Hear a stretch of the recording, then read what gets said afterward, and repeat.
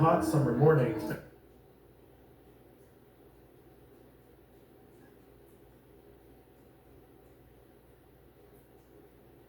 through an image board by using a bunch of buzzwords and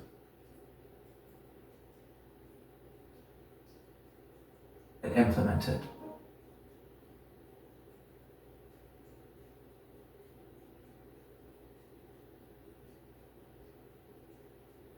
Pissed are the people at Microsoft.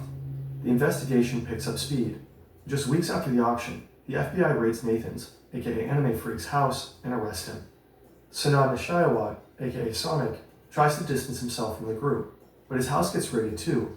He sends a copy of the search warrant to others in the group, including Dylan. Dylan then posts the name of the agents who raided Sanad's house online. He publicly threatens to send hitmen after them, a statement he later regrets. In February 2013, Dylan Wheeler, also known as Super Day, is finally arrested by Australian authorities.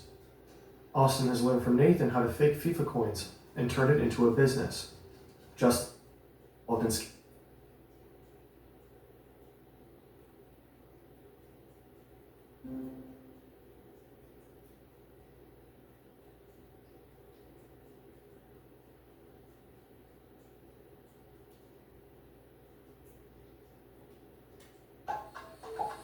Get on Depop and find great deals on different styles. Self-codes. June 9th, 2020, South Bend, Indiana.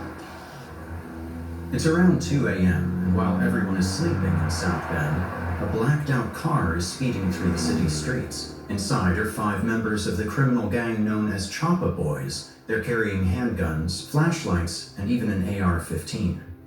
At around 2:15 a.m., the car stops in front of their target's house, and the 5 masked men jump out of their vehicle. They violently break through the door, which wakes up the homeowner and his partner on the second floor. The homeowner has no idea what's happening and instinctively grabs his gun.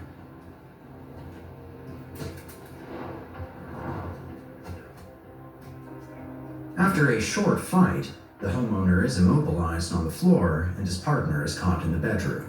Over the next few hours, the pair is tied to a chair and interrogated to reveal the location of their secret stash. The victim is questioned rather intensively and even receives a bullet in his leg during the interrogation. Eventually, the homeowner gives in and leads them to the safe, which contains tens of thousands of dollars in cash, a few bricks of drugs, and hundreds of illegal pills. But just as the gang leaves the house with their loot, one of the neighbors realizes what's happening and calls the police.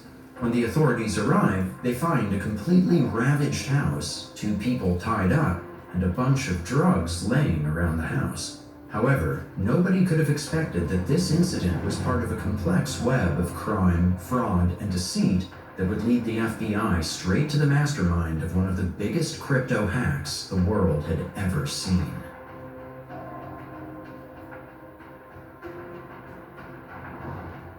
This video is sponsored by NordPass, but more on that later.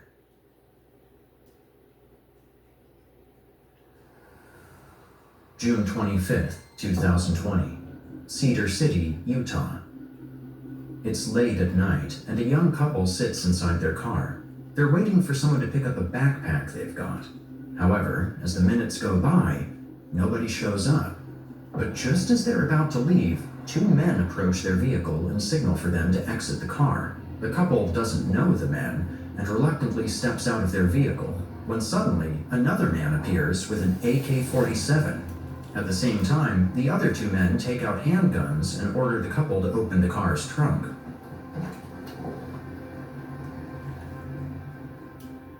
Inside is a backpack full of money. Specifically, it's $250,000 in cash, which the men take into their car before speeding away. Interestingly, with a license plate from Indiana. The pair immediately reports the theft to the authorities, and only a few minutes later, the suspect's car is spotted by state police, who instantly begin a high-speed chase until 2 suspects unexpectedly bail out of the car. The men try to run through the dark alleyways, but are eventually captured. In their car, the authorities find a bunch of jewelry, handguns, and an AK-47. However, the bag full of money is missing. Instead, the The police find a wallet belonging to a man called Marco Fernandez, who probably disappeared with the money. In any event, Fernandez is also arrested a few days later, though he doesn't have the money at that time. Interestingly, these three men are part of a gang called the Choppa Boys, and it turns out that they also were part of the brutal robbery that happened on the 9th of June. It seemed as if the case was finally closed for good, but when the couple whose money had been stolen was brought in for questioning, things started to get weird. When asked about the money, one of the two accidentally tells them just how much cash was stolen, which prompts the officers to question why they were in a dark alley with $250,000 in the first place. The couple, now visibly nervous, explains that the cash was earned through various construction jobs in California over the last year. The officer finds it suspicious and calls up his partner to help question the two, but just as he arrives, the pair decides to leave. Something about all of this was extremely strange and led the authorities to open an investigation into the situation, including both the thieves and the couple. And just as they thought, nothing about what the pair said was true. There was no proof of income, no proof of working in California, nor anything else that could explain the amount of money that they had with them. A few weeks later, the authorities finally decided to interrogate the couple. And even though they knew the pair had lied, they had no idea just how weird the truth would truly be. The couple revealed that the money was actually the result of a 2-year-long online fraud operation orchestrated by a man named Robert Powell.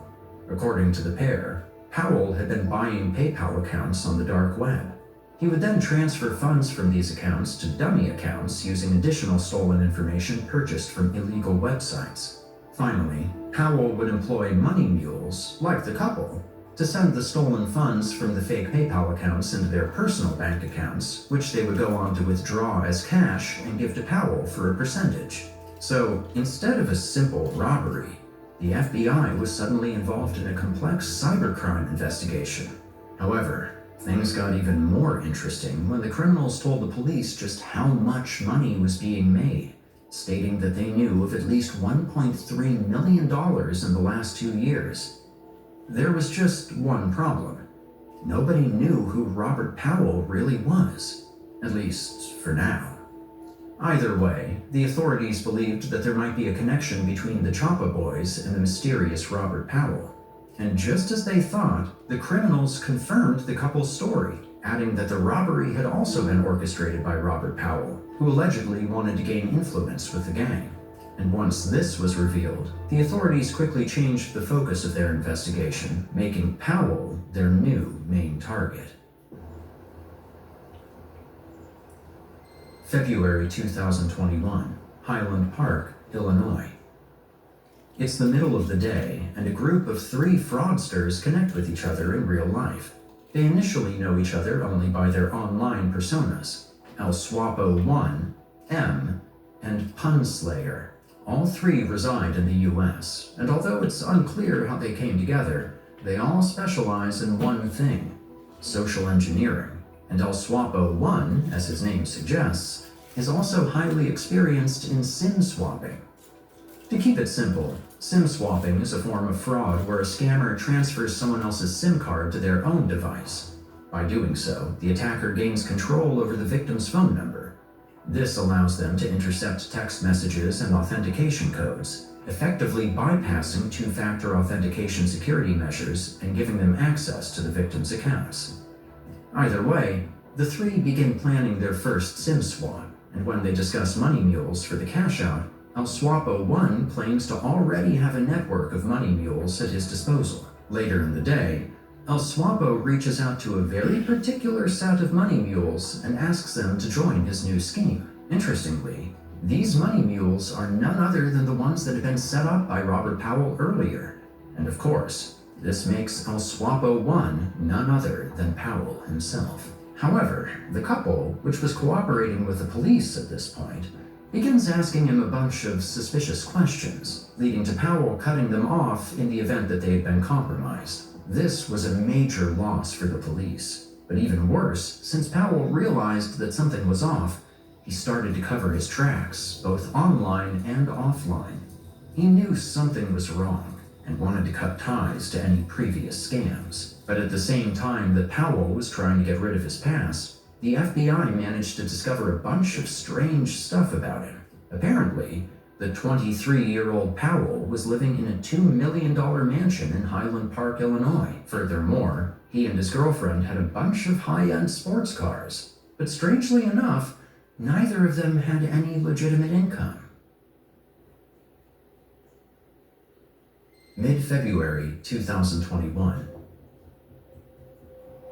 It's early in the morning when a USPS mailman is on the way to Powell's home. The man comes to his house almost every week and always delivers the same thing, a fat envelope full of what seems like paper. However, this time something would be different.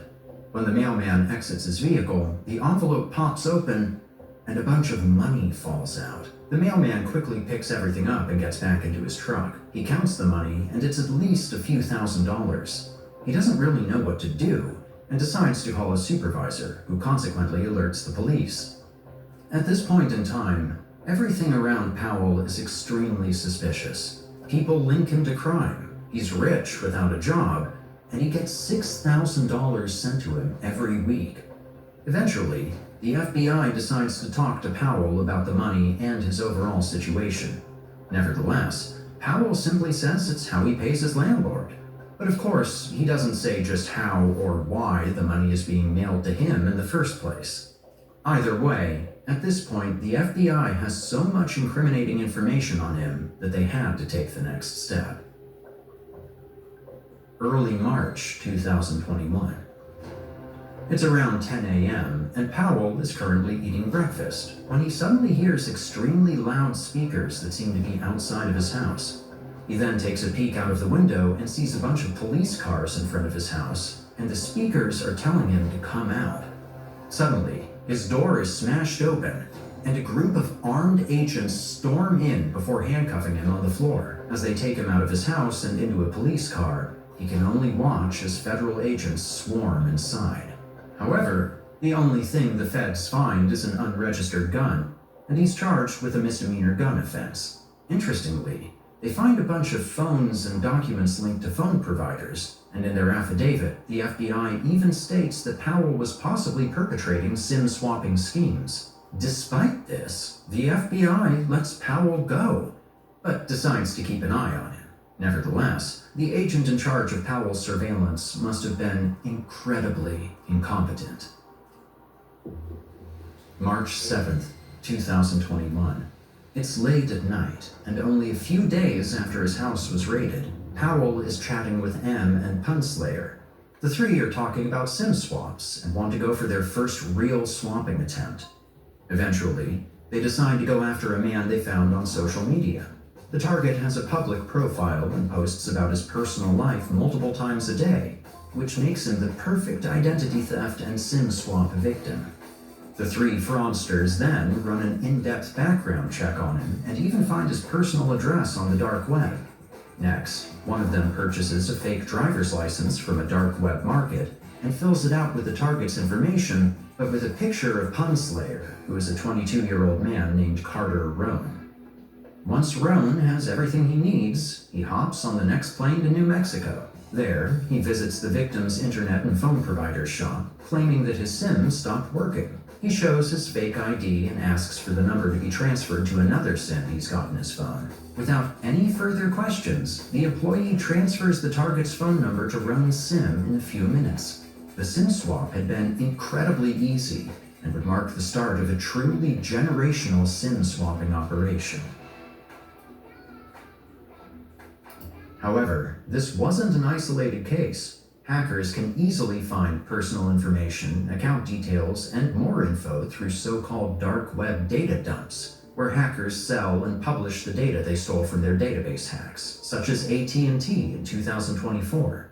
Even worse, according to Lookout, 8 out of 10 consumers have had their data leaked on the dark web. This is because many people reuse the same email and password combinations across all of their accounts, and when one of them is compromised, all of them are. Even worse, if the same credentials are used for workplace accounts, it can lead to company-wide breaches, stolen funds, and a massive leak of internal information. It only takes one careless employee. This is where today's sponsor, NordPass, comes into play. With NordPass, you can generate, save, and autofill dozens of secure passwords. This way, you don't need to memorize every single password. It also monitors leaked databases and alerts users if their data is exposed. Other features like email masking, 24/7 support, and an intuitive interface add another layer of protection. So choose the safe route and use the code THINKER at nordpass.com/thinker to get a free 3-month trial of NordPass Business. No credit card required. And let's get back to the video. Mid-2022. After making a good amount of money by SIM swapping normal people, Powell starts looking into big crypto influencers and larger companies. Eventually, he decides that if he wants to be truly wealthy, he doesn't have to go after rich crypto traders using exchanges, but after the crypto exchange itself. Instead of a few $100,000, one perfectly executed heist could net him tens or even hundreds of millions in crypto. However, what he doesn't know is that the opportunity for his dream heist is just around the corner. November 1st, 2022. This is Ian Allison, a journalist for the crypto news outlet CoinDesk, and he's about to expose one of the most significant scandals in cryptocurrency history, one that ties Alameda Research and the crypto exchange FTX to a web of financial misconduct. He's been researching the FTT token, a cryptocurrency made by FTX, and discovered a strange connection between FTX and Alameda Research, a crypto trading firm, which were both controlled by the owner of FTX, Sam Bankman-Fried. It turned out that a large portion of Alameda's $14.6 billion in assets was made up of FTT tokens. This meant that Alameda's financial stability relied heavily on an illiquid, self-issued asset rather than cash, stablecoins, or other liquid holdings. Furthermore, he noticed that $5.8 billion of Alameda's assets were in FTT. This meant that Alameda was most likely artificially inflating the price of FTT, which in turn meant that FTX's balance was also highly based on an inflated token and might not have as many cash reserves as they claimed. Allison would go on to publish this article on the 2nd of November. The quant trading firm, founded by Sam Bankman-Fried, Alameda, was using customer funds from Bankman-Fried's crypto exchange, FTX, in a way that flew under the radar of investors, employees, and auditors. The FTX token has fallen by double digits. Crypto exchange Binance announced a deal to buy rival FTX.com. Their attorney quit within the first 2 hours of us setting up the data room. So it was complete pandemonium over there. He lied to his users, his investors, his VC investors. Whatever data that's in the data room, we couldn't trust anymore. Bankman-Fried and his co-conspirators stole billions of dollars from FTX customers. What a federal prosecutor calls one of the biggest financial frauds in American history. Advisors overseeing what's left of former FTX CEO Sam Bankman-Fried's empire are struggling to find missing funds. U.S. Department of Justice investigating an alleged cybercrime that drained more than $370 million out of FTX just hours before the exchange filed for bankruptcy. FTX has admitted there has been unauthorized access to some of its funds. Powell, who is involved with crypto himself, quickly notices what's going on and believes that this is the perfect storm to use to his advantage. He then informs Punslayer and M about a potential heist, and all of them agree to meet the next day. Once all of them come together, Powell reveals that he's found the perfect FTX employee to impersonate. Supposedly, it's Jen Chan, and even though I couldn't verify this, it would make sense since she's the company's chief financial officer and most likely has access to important FTX accounts. But most importantly, she's a woman. Either way, M was given the task for the swap. Next, they chose that M should do the SIM swap at an Apple store in El Paso, Texas. It's unclear why that location was chosen, but my guess is because, if anything went wrong, M, a 21-year-old woman called Emily Hernandez, could have easily fled to Mexico. However, this wasn't all. Apparently, Powell ordered a different person to do another SIM swap as a distraction from the main swap. This was most likely Roan, who was given the ID of another target. Even though it's unknown who exactly his target was, it's likely to have been another FTX employee. Either way, they were planning their biggest heist ever, and just before they wanted to carry out their plan, they were blessed with a stroke of luck. On November 6th, CZ, the CEO of the largest crypto exchange in the world, announced that due to the shady events surrounding FTT, Binance would sell a significant portion of their holdings. This caused the price of FTT to plummet nearly 80% over the next few days, making it almost worthless and sparking an all-out bank run on FTX. At the same time, rumors about insider trading, FTX using customer funds, and weird dating stories from FTX began to spread.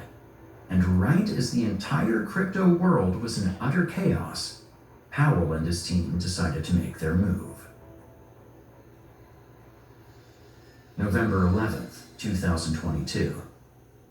It's early in the morning, and Hernandez is on a plane towards El Paso, Texas. In her bag are a bunch of phones and fake IDs. Simultaneously, another man, either Carter Roan or one of his associates, has just landed at the Dallas airport in Texas, and like Hernandez, he's carrying a bunch of phones and fake IDs. At the same time, Sam Bankman-Fried and his lawyers arrive at the U.S. bankruptcy court to, as you might guess, declare bankruptcy. It's important to understand that once a company declares bankruptcy, it goes through a process that restricts the movement of its assets until it's approved by the bankruptcy court or trustee. This meant that Powell's gang had only a limited amount of time to successfully carry out their heist. That being said, at around 10 a.m., Hernandez is in a taxi heading to the phone shop, and miles away, Roan is already in the store requesting the swap.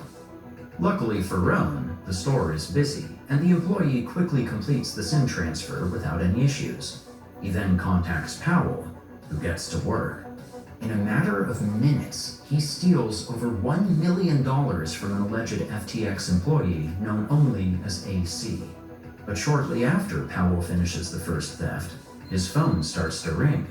It's Hernandez, and she's got important news. I've done it. Powell freezes for a second. He then uses the information from AT&T and a new SIM to enter the victim's email.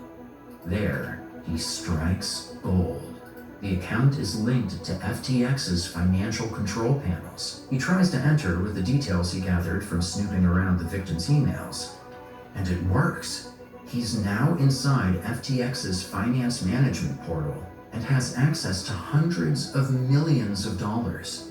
He can't believe the amount of money he's looking at, and he gets to work. His first transaction is the transfer of 9,500 ETH, or $15 million in Ethereum, to one of his wallets. And once again, it works. Powell is extremely nervous, but continues clicking. Meanwhile, Zach Dexter, the CEO of FTX's subsidiary, LedgerX, just arrived home.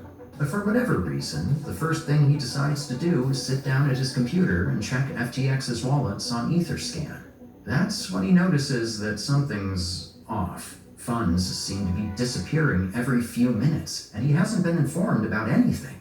Dexter then quickly creates a Google Meet call titled Urgent and sends out invites to the most important members of FTX. But this is when things start to get weird. Sam Bankman-Fried and a few other high-ranking FTX members don't join the meeting and won't answer any calls. Even worse, once the team starts to discuss the issue at hand, Dexter is told that nobody knows about these transfers, and none of the wallets receiving the money are associated with FTX in any way.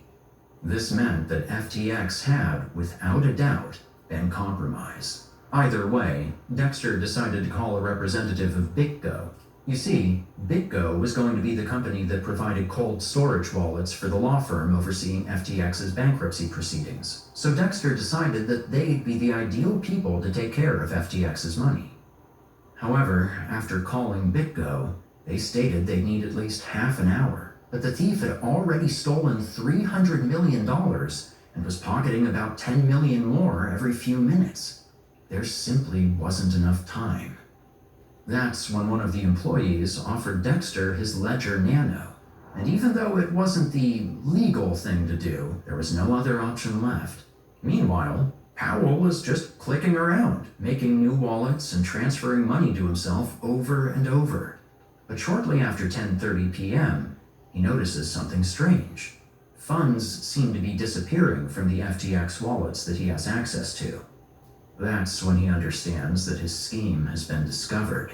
Eventually, at around 11 p.m., and after a literal clicking battle, FTX's wallets were completely empty. As it stood, FTX employee Kumanan Ramanathan had almost $500 million on his Ledger Nano, and Powell had managed to steal $477 million. However, Powell knew his mission wasn't over. He had a ton of stablecoins, and these could be blacklisted by the issuer in case of theft, meaning that he couldn't use them on centralized exchanges.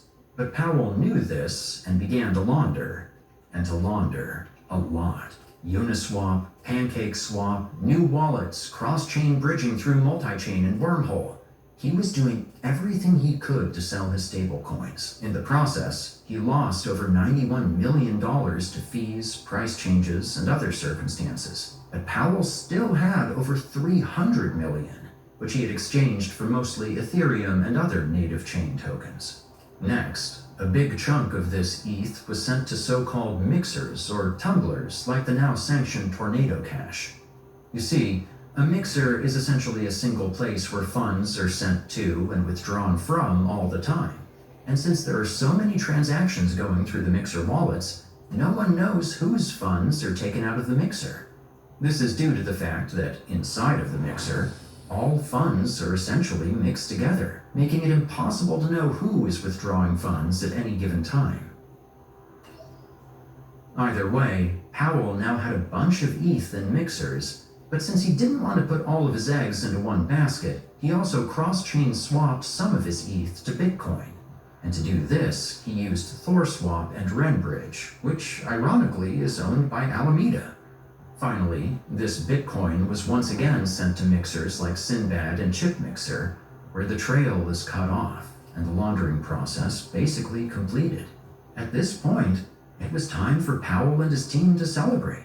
They had just stolen hundreds of millions from FTX, and even better, everyone thought it was either an inside job or some Russian hackers.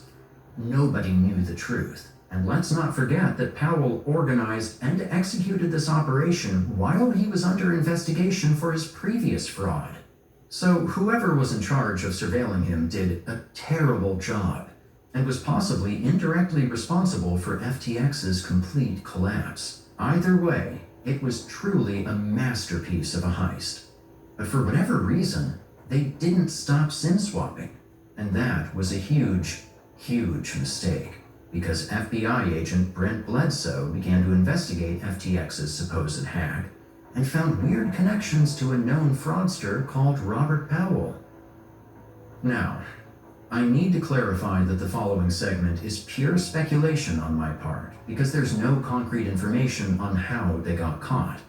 However, since they kept SIM swapping and stealing, it's very likely that Emily Hernandez, aka M, was recorded by a CCTV camera while doing a swap, and when they compared her with the person who swapped the SIM of the FTX employee, the authorities probably discovered that it was the same person.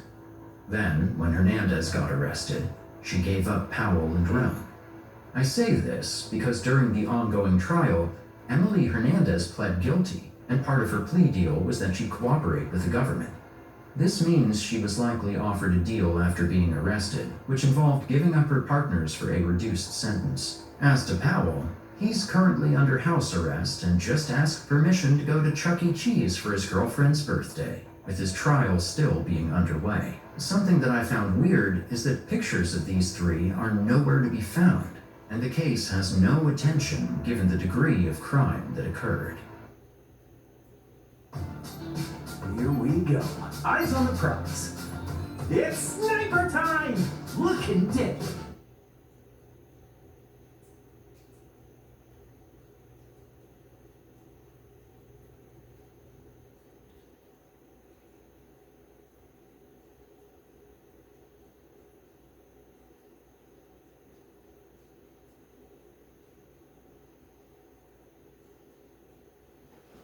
It's 1992. A man in his 30s receives a phone call from a broker with a heavy New Jersey accent. The caller pitches him a blue chip stock on the verge of exploding. The man, Tom Picorni, a business owner from Illinois, hesitates. But the pitch sounds polished, confident, too good to decline. Tom runs a commercial contracting company he bought from his father. He's not a risk taker, he's a builder, someone who works hard for every dollar. But the broker is relentless, and when that first investment doubles almost immediately, Tom's caution dissolves. He returns to the bank again and again. 50,000 becomes 100. 100 becomes 2. He tracks the market obsessively, and the numbers keep climbing. It feels too good to be real, but the dream is a setup. What Tom doesn't know is that he isn't just investing in stocks. He's walking into the biggest scam in Wall Street history. Months later, Tom checks his account and sees trades he never made. Obscure companies, and worse, large sums disappearing. Tom calls, demands answers, pleads with them to stop. Desperate, he brings in a lawyer. Eventually, the firms respond by mailing him a check for $200,000. Tom opens it in silence. It doesn't feel like a refund. It feels like a receipt. By that point, he's already down $800,000.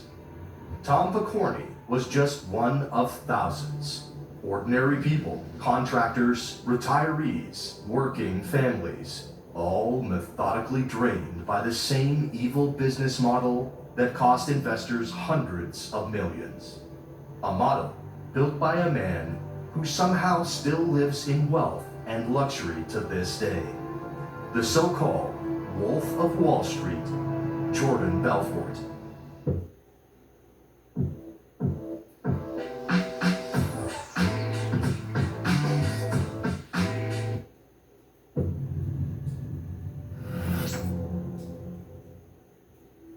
Wall Street, 1987. Jordan Belfort is 25, sharp, ambitious, and broke. He lands a job at L.F. Rothschild as a trainee broker. The dream, get rich, selling stocks to millionaires. But just weeks in, Black Monday hits. The biggest one-day market crash in history. Rothschild collapses, and Belfort is let go. For most people, that would be the end of the story. Walk away and find a new career path. But Belfort doesn't walk away. He pivots. He takes a job at a small firm on Long Island, selling penny stocks, cheap shares in obscure companies that no one's ever heard of. Most of them are garbage, but the commissions are massive. Brokers keep up to 50% of every sale. And with penny stocks came something even more valuable than profit. Freedom. There were few regulations in the over-the-counter stock market, and huge profits to be made if you could inflate a stock's value and dump it before reality sets in. That's when the idea clicks. If he can take the aggressive, high-pressure tactics of Wall Street and apply them to penny stocks, he can build an empire. By 1989, at just 27 years old, he does just that. Belfort and his partner, Danny Porish, set up their own brokerage firm, Stratton Oakmont, and it explodes. Within a few years, Stratton is taking companies public, raking in millions, and dominating the over-the-counter market. It becomes the largest OTC brokerage in the country. OTC, short for over-the-counter, meant Stratton dealt in the shadows. These weren't blue-chip giants with strict oversight. They were unknown stocks, traded off the main grid. Cheap, volatile, and easy to manipulate. Exactly the kind of market where a scam like Belfort's could thrive. Stratton Oakmont helped take at least 35 companies public. Belfort became a multi-millionaire before he turned 30. From the outside, it looked like a rocket ship. A young genius building the Wall Street empire from nothing. But inside, it was something else entirely. Because none of it was built on real success. And the people on the other end of the phone, they were about to lose everything. You certainly never want to lose money in some sort of stockbroker scam, but today's security threats are far less obvious. Right now, your most sensitive personal details are likely being sold online by simply searching your name on Google. That's exactly why we partnered with today's sponsor, Aura, an all-in-one digital security platform that handles the dirty work for you. When you create an Aura account, their system automatically searches the web to identify data brokers selling your personal information, then forces them through the complex removal process. Doing this manually would literally take you years, but Aura can scrub your data from hundreds of these broker websites automatically.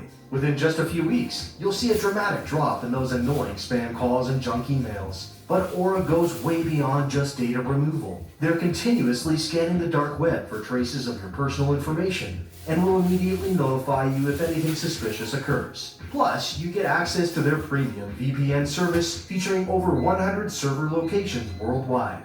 In our increasingly connected world, safeguarding your personal data